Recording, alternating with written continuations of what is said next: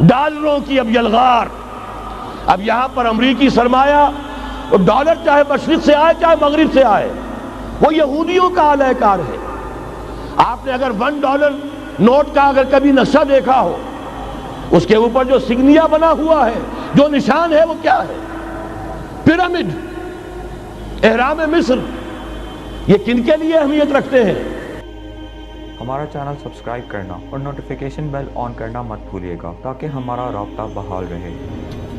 لیکن ظاہر بات ہے جیسے یہودیوں نے یورپ کو فتح کیا اور آج وہ مغرب یہودیوں ہی کے زیر اثر ہمیں فتح کرنے پر تلا ہوا ہے. آج نوٹ کیجئے جس طرح 3 اطراف سے یہودیوں نے حملہ کیا یورپ پر، میں اس کا تذکرہ کر چکا ہوں، آج ہم پر بھی اسی طرح کا 3 pronged اٹیک ہے. نمبر 1، ایٹمی دانت نہ نکلنے پائیں اس قوم کے. رول بیک کرانے کے لیے خاموش ڈپلومیسی، اس کے ہتھ کنڈے، کہیں ان میں طاقت نہ ہو جائے، کہیں یہ چیلنج کرنے کی پوزیشن میں نہ آ جائیں. اپنے پاس ایٹمک ہتھیاروں کے انبار ہوں، لیکن کسی مسلمان ملک کے پاس آ گیا تو وہ اسلامک بوم بن جائے گا. اگر وہ اسرائیل کے پاس ہے کوئی حرج نہیں، لیکن پاکستان کے پاس کسی صورت میں ہتھیار نہیں ہونا چاہیے.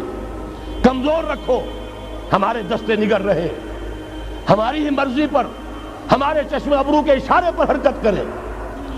نمبر 2، اباحیت، بے حیائی، عریانی، فحاشی، اس کا سیلاب اور سب سے بڑھ کر خاندانی نظام کو برباد کرنے کے لیے یہ بہبود آبادی کا پروگرام. اور دیکھیے جادو وہ جو سر چڑھ کر بولے مسلمانوں کے ہاتھوں کرا رہے ہیں. قاہرہ میں کانفرنس کرائی ہے ایک مسلمان ملک میں، اور یہ کہ اس کو آرگنائز کرنے والی ایک پاکستانی مسلمان عورت. یہ ہے در حقیقت کہ وہ لوگ اگر کرنا بھی چاہتے ہیں تو اس کا الزام بھی براہ راست اپنے اوپر نہیں، بلکہ یہ کہ خود کوئی مسلمان ہو جو یہ کام کرے. اب جو سیلاب آئے گا جس کے لیے مدد بھی دی جا رہی ہے، اس سے ہمارے سارے بندے حیا ٹوٹ کر رہ جائیں گے، خاندانی نظام گرم برم ہو کر رہ جائے گا. جو ابھی تک اللہ کا شکر ہے کہ ہمارے ملک کے اندر انٹیکٹ ہے کچھ اوپر کا طبقہ جو بالکل ہی مغربی تہذیب میں رنگا گیا ہے، ورنہ ہمارے ہاں خاندان کا نظام ابھی انٹیکٹ ہے.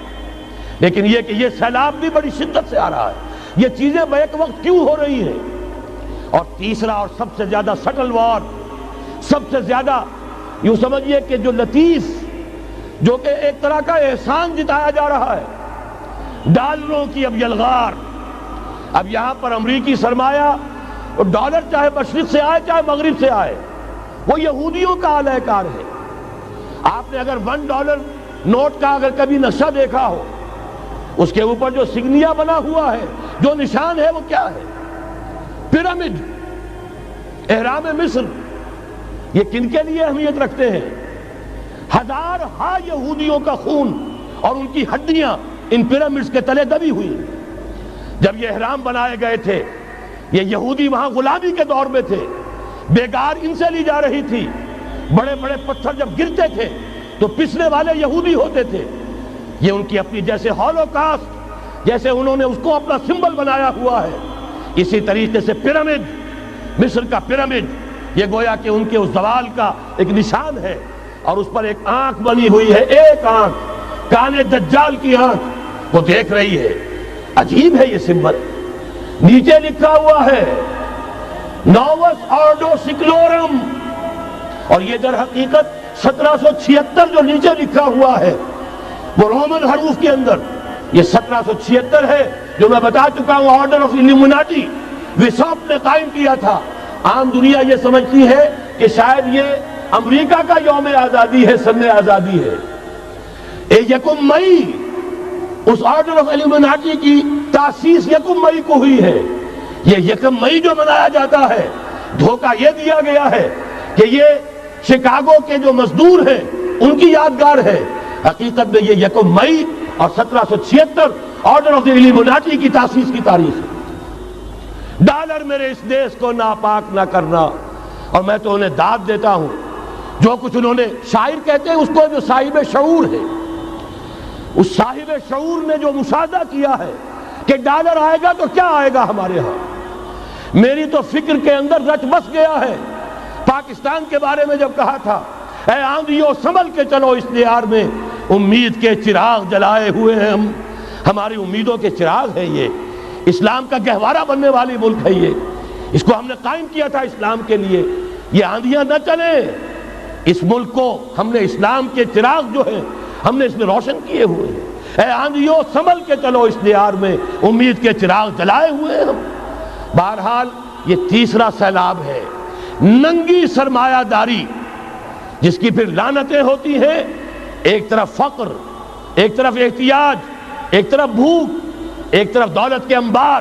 پہلے بھی ہمارے ہاں فرق کم نہیں ہے، لیکن اب جو ہوگا اگر یہ بات پوری ہو گئی تو وہ ننگی سرمایہ داری، اور سرمایہ داری ہی در حقیقت یہود کا سب سے بڑا ہتھ کنڈا ہے۔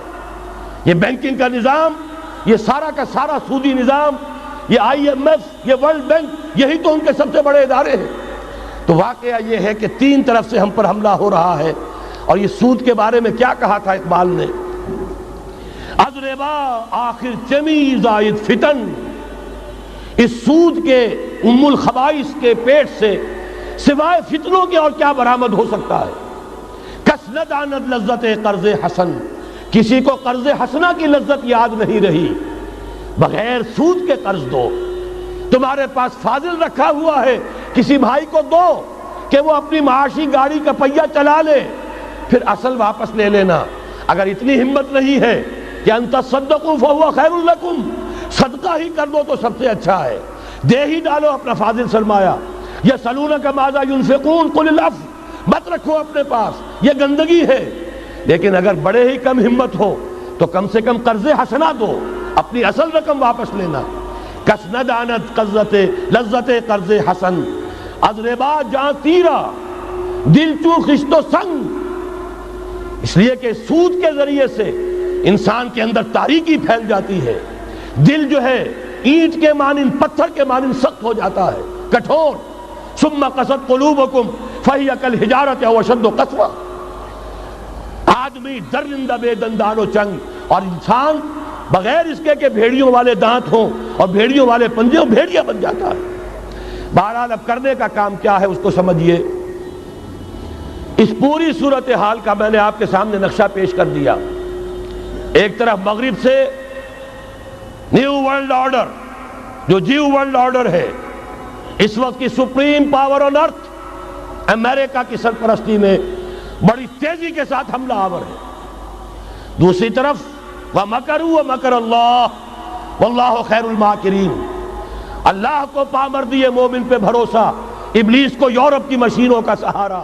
اللہ تعالیٰ نے اسرائیل کا توڑ پاکستان قائم کیا، اللہ تعالیٰ نے اس کے لیے 300 برس کی تاریخ، اس کی تمہید میں مجددین امت یہاں پیدا کیے، یہاں قرارداد مقاصد پاس کرا دی 20ویں صدی عیسوی کے وسط میں، کہ اکبر نام لیتا ہے خدا کا اس زمانے میں، بینک انٹرسٹ کو ربا، سود حرام قرار دیا۔